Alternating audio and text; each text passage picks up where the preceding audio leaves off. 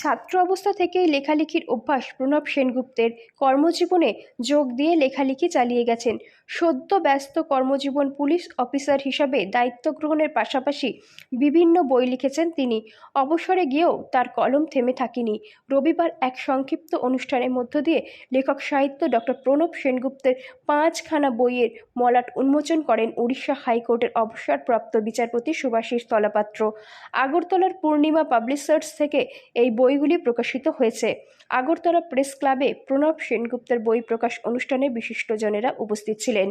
মোট 85টি বই প্রণব সেনগুপ্তের প্রকাশিত হয়েছে।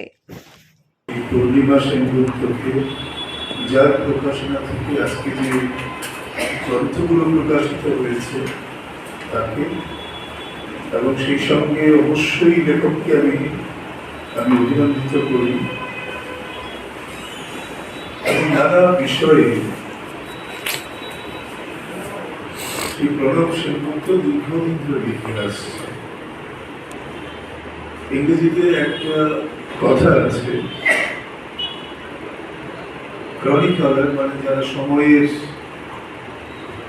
ইতিহাসকে লিখে রাখে।